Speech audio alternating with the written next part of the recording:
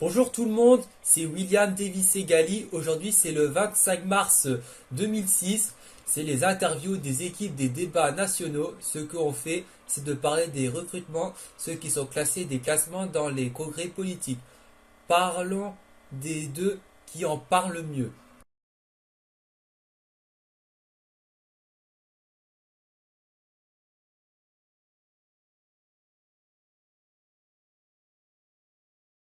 Alors Gabriella, as-tu été la présidente de l'équipe Ray depuis la septième année compétente dans le congrès de débat concernant les attentes de l'Association nationale de la parole et du débat depuis 2001.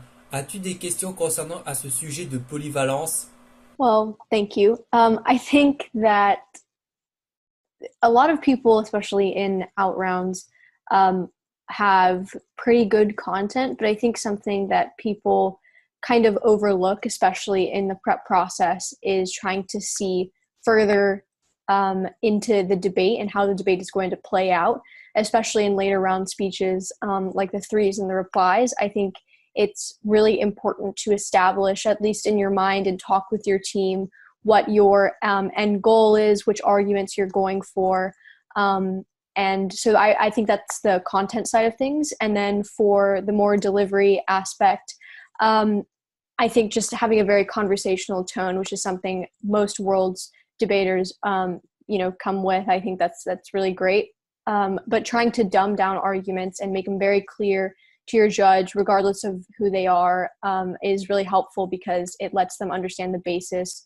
Maybe if your previous speaker or a previous speaker on the other side skipped over something, it's important to go back to reiterate and make it very clear.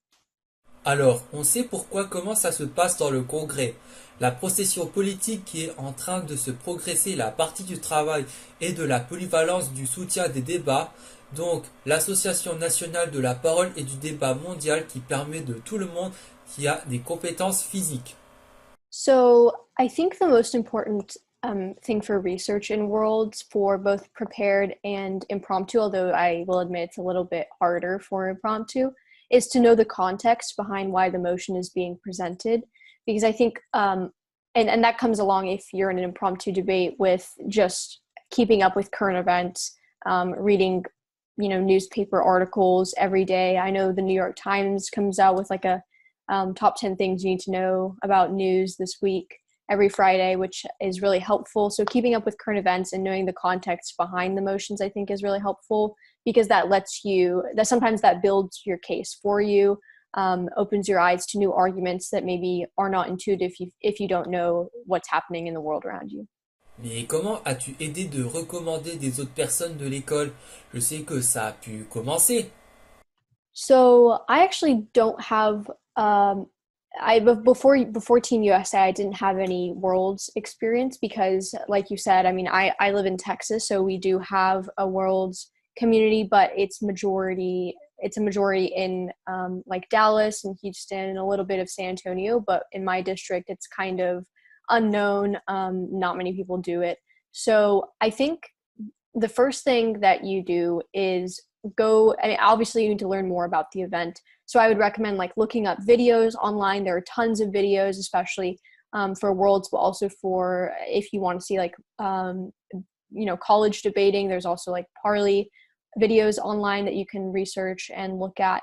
And then I think for establishing a world circuit in your own district, maybe go to your coaches, ask them if the other coaches of schools in your district are interested in getting worlds onto the tournament, onto the list of events at the tournaments, your local tournaments.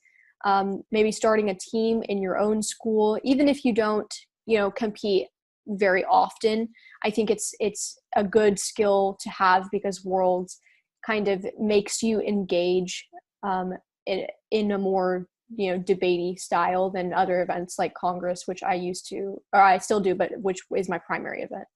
Mais des choses intéressantes dans le monde des écoles, des débats qui ont plus d'informations qui sont correctes. Comment as-tu affecté l'usage pendant les cours, mais on sait que c'est inconnu? Comme on dit que les choses, bonnes questions dans le milieu de la parole, comment c'est un peu évident?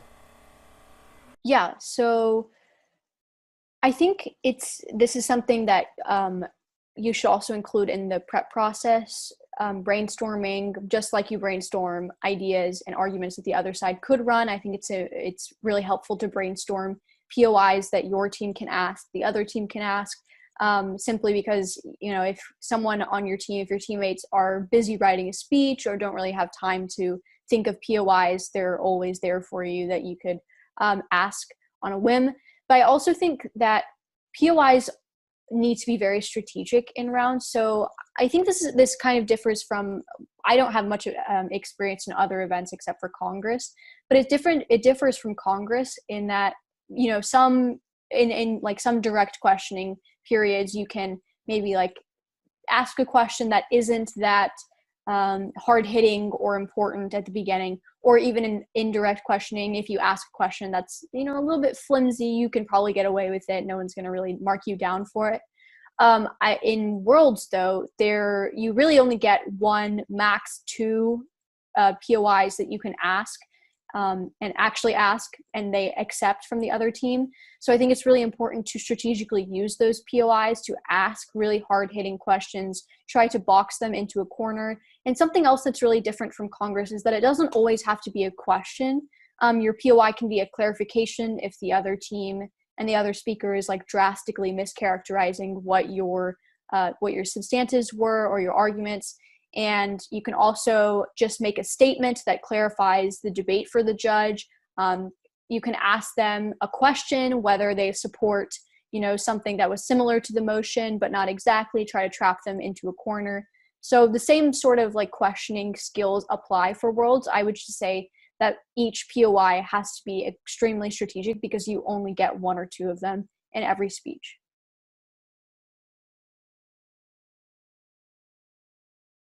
Alors, c'est la première question. Membre du World Grand Prix, première place dans le congrès du champion de la Ligue de la course. La stratégie qui ont plus cette année. Alors, depuis combien de temps as-tu effectué ces temps de course? Yeah, so I guess that some of my biggest strategies are applicable to all styles of debate, but I think that, so in Worlds, the really unique element of the event is that it isn't just like practical arguments and evidence-based things, although that is definitely a part of it, but a lot of Worlds focuses on two main elements. The first being the principled elements of it, so the like moral obligation of actors to take certain actions, or the moral impacts on stakeholders, and the second thing being the international focus of the debate. So in Worlds, because we do so many international tournaments, it's really important that your arguments aren't US-centric, which is a very stark contrast from Congress, in which you're really seeking to represent a US constituency. And so I think Worlds is definitely very different in that regard. With that said, I think that the two main tips that I would give to people who are interested in Worlds or competing in that event would be to first make sure that all of your arguments have a global span, because that's really important to be able to appeal to those international judges that you'll often have even at domestic tournaments. And the second thing to be really make sure that in arguments, in topics where it's applicable, which is I would say most topics, you have a principal argument and you weigh the principal argument at the end of the debate round, because you can win arguments, like win entire rounds actually, based off of the principle alone, which is pretty unique to Worlds, I'd say. Les écoles mondiaux sont donc genre de sujet. Ce n'est pas parce que les investissements de la compétition de l'association du congrès de la parole qui sont organisés dans la réunion de délégations spécialisées. Le programme qui a organisé dans les débats du procès verbal de la verbalisation. Donc, est-ce que le sujet qui demande de vous investir? Yeah, so that's a great question. So actually, I think that I can give some really particularly relevant insight on this, coming from a state that up until recently did not have a really huge Worlds program. The way that I actually ended up getting involved in Worlds was through going with my district team to NSDA Nationals. I would highly, highly encourage anybody who is interested in starting Worlds to go to that tournament as part of a district team. That is a great opportunity to go get some experience, compete against some of the best teams and also some teams who are new and inexperienced as well, and get your feet in the water and really see how you fit with the event. The NSDA district team, you can go with people who have experience in all different main events and things like that. Then for me, what I did after that was I went to a couple of tournaments with my school team, which is super accessible now that a lot of tournaments are being held online. So if you want to get like your feet wet in Worlds, this year is a really, really, really good year to do so, because even if you don't have like local tournaments, you can go to national tournaments that are held online, even international ones. Definitely take advantage of that opportunity. But also for those of you guys who are in or freshmen or sophomores or even juniors, I would highly encourage you to apply for the USA Debate Development Team. It really focuses on training you and giving you experience in Worlds without being as cutthroat of an environment as the main USA team and being as rigorous in terms of competition schedule and commitment as well. But that was a super great experience for me, who came in with very little experience, to grow in the event and cultivate my skills in Worlds.